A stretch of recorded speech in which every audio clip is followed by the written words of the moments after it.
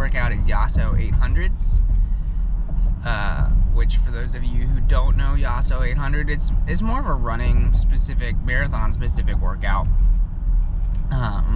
created by Bart Yasso, who was the chief running officer at Runner's World for a long time.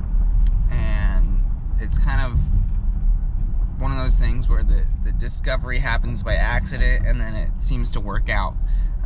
But it's 10 by 800 with a quarter mile jog, and whatever time you can average for 10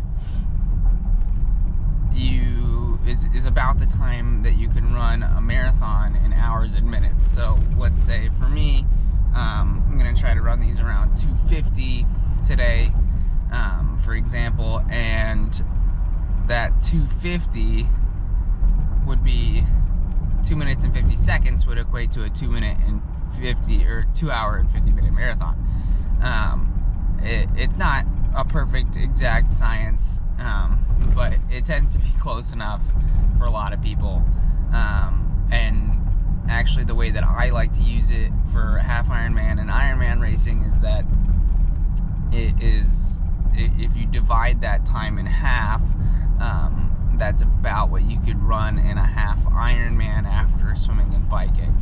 So for me, 250, 125 in the half marathon portion of a half Ironman.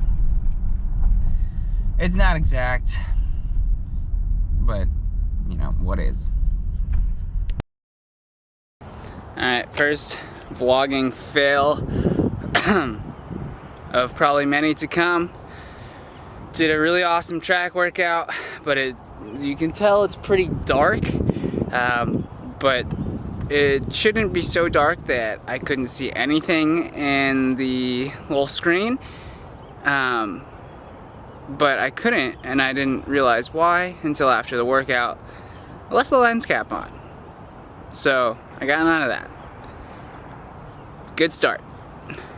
Alright, so just did the Yasso 800 workout, and despite the fact that I didn't get any of it on camera, it went really well.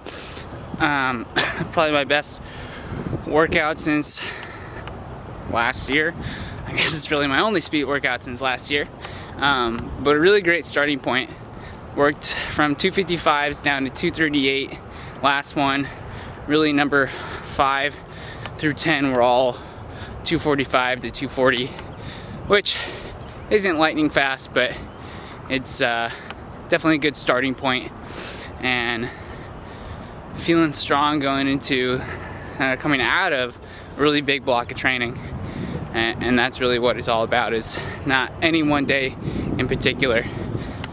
Just gotta think of it in context of the entire training program. I'll head home, get a quick shower, get some great food, some recovery, probably shave. Yeah. Alright, time to make some breakfast. We got some pancakes up for today, but they are the Birch Benders keto pancakes. I like to add a little bit extra stuff in them, so we got some omega-3 eggs. Instead of water, I'm going to use almond milk, and then to cook it, I got some Kerrygold grass-fed butter. We got this little tidbit from Run Fast, Eat Slow, that grass-fed Kerrygold butter is the bomb.com and actually has a lot of nutrients. And you know what, I don't remember exactly what those are, but for right now I am going to go with it because butter is delicious.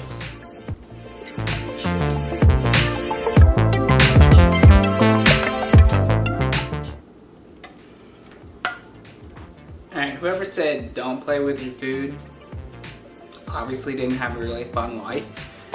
Today we're going to try to flip this pancake. Or I guess I'm going to try to flip this pancake.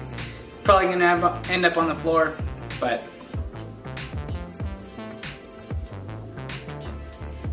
ready?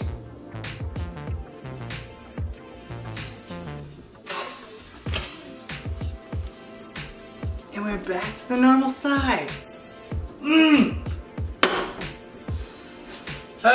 Next time.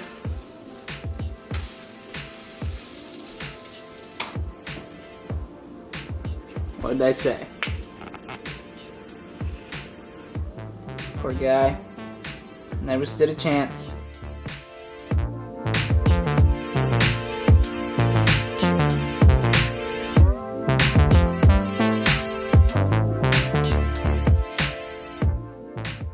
Alright, now that my pancake is somewhat edible,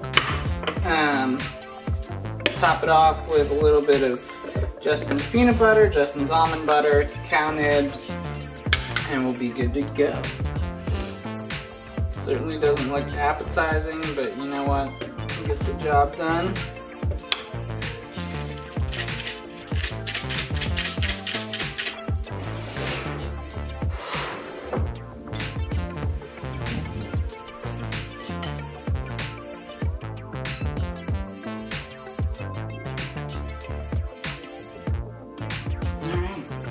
Well, here we are, back. Got another cup of coffee. So, if you noticed, my morning routine is pretty much the same every morning.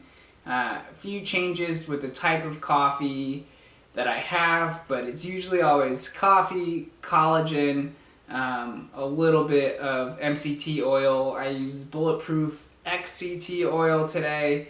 I kind of go with whatever's on sale. It doesn't really matter where you get it from. You can even just use regular coconut oil, but I think that MCT oil works a little bit better. And you certainly don't have to do that. You can just have regular coffee. But I've found with experimenting, not using it, that it kind of gives me a smoother burn of energy throughout my workout, and I certainly don't need to pump a bunch of carbohydrates the first thing that I do when I wake up in the morning. That way I don't have any sort of insulin spike, and the goal is to kind of increase the fat burning ability that I have. So after the workout, try to get in, definitely a fair amount of protein. And today I had the keto version of the Birch Benders pancakes. Pancakes are awesome.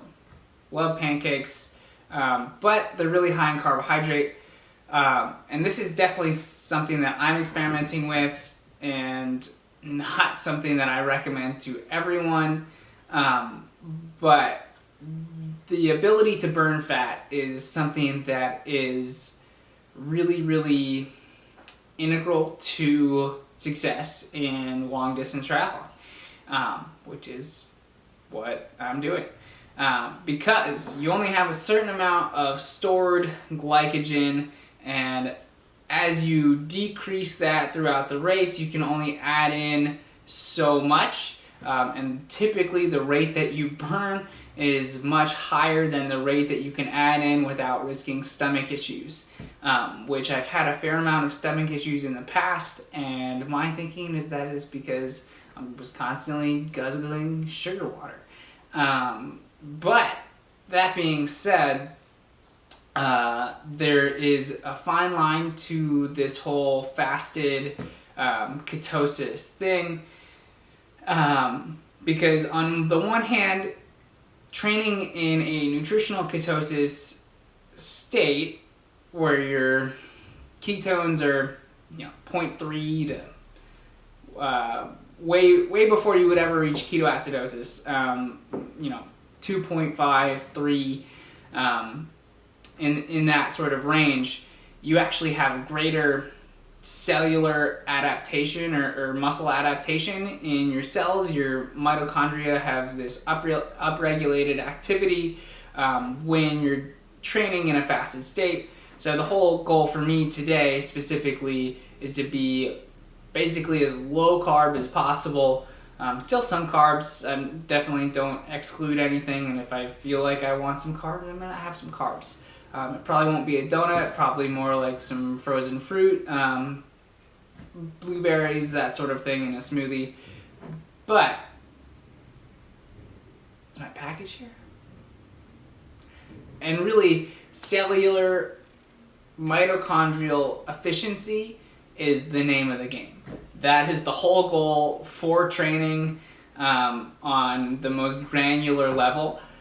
But you have to balance that out with the recovery side of it. And there's a lot of things that can happen if you train in a fasted state and you don't recover fast enough. When you finish a workout, you need to replenish as quickly as possible, because when you get food in your system, that takes your stress cortisol hormone level way down, and you actually allow yourself to recover. You put your nervous system in a different state, yada yada yada, science. Basically, you gotta walk a really fine line. I have to walk a really fine line. You certainly don't need to walk a fine line to get to the finish line, but I'm trying to get there as quickly and as efficiently as possible, so willing to experiment a little bit differently than I normally would. And basically the goal of this YouTube channel is to kind of showcase some of that stuff that I'm experimenting with and see the results of it, and nothing is ever a given, but I think, the guy that I got a lot of this information from, he's a PhD research, very sciencey, but also he just won 70.3 New Zealand, so he's super smart, super fast. Pretty excited to experiment with it on myself. So that is where we stand with the YouTube channel. Really excited for it. Think it'll be a fun creative outlet, a way for me to kind of give some insight, and show a way for me to kind of showcase all the crazy, stupid, ridiculous things that I do in order to make myself a better athlete, but on a more serious note, just kind of a way for me to... there is no more serious note. That's all there is. All life is an experiment, and this is my